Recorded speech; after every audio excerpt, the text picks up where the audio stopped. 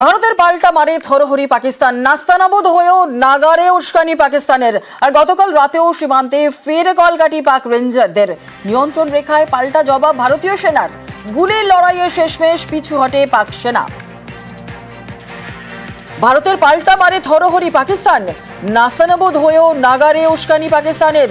গতকাল রাতেও সীমান্তে ফের কলকাঠি পাক রেঞ্জারদের। নিয়ন্ত্রণ রেখায় পাল্টা জবাব ভারতীয় সেনার। আর গুলির লড়াইয়ে শেষমেশ পিছু হটে পাক সেনা।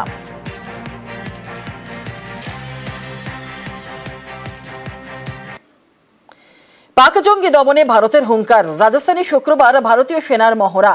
জয়পুরে সপ্তশক্তি কামান্ড ট্যাঙ্কার নিয়ে হয় অনুশীলন। মহড়ায় প্যারা কমান্ডাকেও ব্যবহার করা হয়।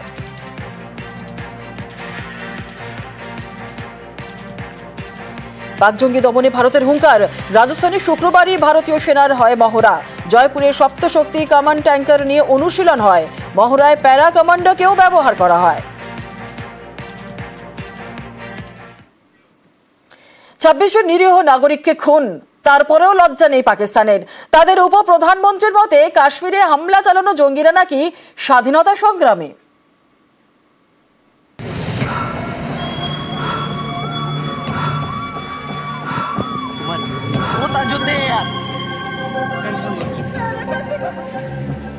কাশ্মীরের বৈশরণ উপত্যকা, একে মৃত্যু উপত্যকা বানিয়ে ছেড়েছে জঙ্গিরা।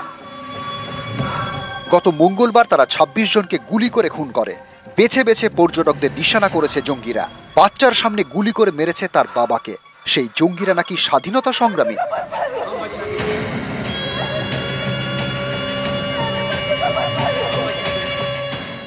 পাকিস্তানের উপপ্রধানমন্ত্রী এমনটাই মনে করেন।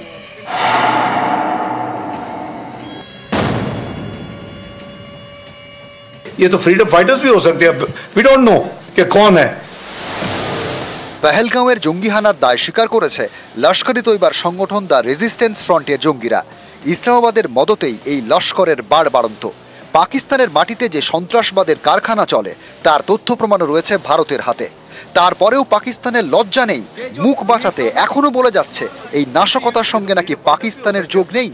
আর যারা নাশকতা চালালো তারা নাকি স্বাধীনতা সংগ্রামী।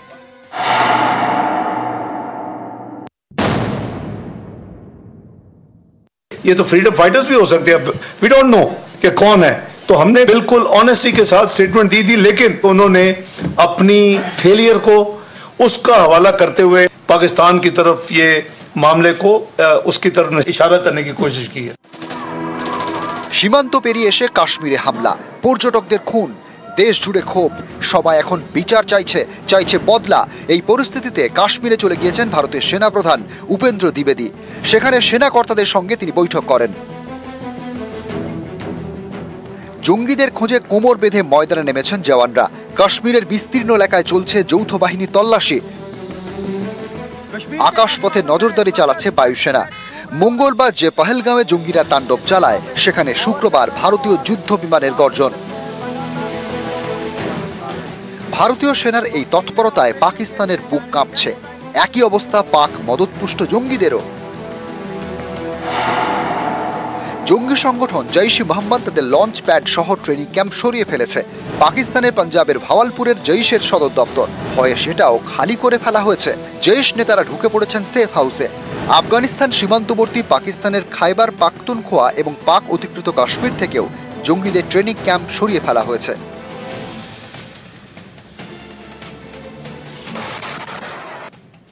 ভারত অহিংসায় বিশ্বাসী। নিজে থেকে কখনো কারোর উপর হামলা চালায় না, কিন্তু কেউ হামলা করলে তাকে যোগ্য জবাব দিতেও ছাড়ে না। একথা হাড়ে হাড়ে জানে পাকিস্তান। 2019 সালে 14 ফেব্রুয়ারি পুলওয়ামায় সিআরপিএফ কনভয় উড়িয়ে দেয় জঙ্গিরা। প্রাণ যায় 46 জন জওয়ানের। এর বদলা নিতে 26 ফেব্রুয়ারি বালাকোটে এয়ার স্ট্রাইক করে ভারতীয় সেনা। 2016 সালের 18 সেপ্টেম্বর উরির সেনা ছাউনিতে হামলা চালায় জঙ্গিরা। 19 জওয়ানের প্রাণ যায়। এর বদলা নিতে সে বছরেরই 29 সেপ্টেম্বর সার্জিক্যাল স্ট্রাইক। জঙ্গিদের ঘরে ঢুকে তাদের খতম করা হয়। এবার পেহেলগাঁও নিয়েও অ্যাকশনে ইন্ডিয়া। ইতিমধ্যেই জঙ্গির বাড়ি উড়িয়ে দিয়েছে ভারতীয় সেনা স্পেশাল ফোর্স। আরও এক জঙ্গির বাড়িতেও বৃহস্পতিবার রাতে বিস্ফোরণ ঘটে।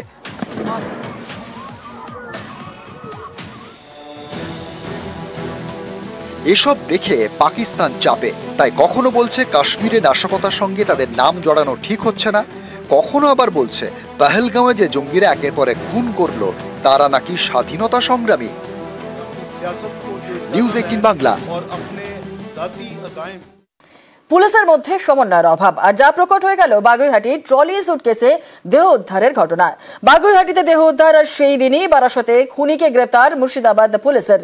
কিন্তু সেখানকার পুলিশ বুঝতেই পারেনি যাকে ধরা হয়েছে সে খুন করেছে। মুর্শিদাবাদের পুলিশ ধরে অপহরণের অভিযোগে। পুলিশের জালে অপরাধী, কিন্তু পুলিশ বুঝতেই পারেনি সে খুনে অভিযুক্ত, তাকে পুলিশ ধরে অপহরণে।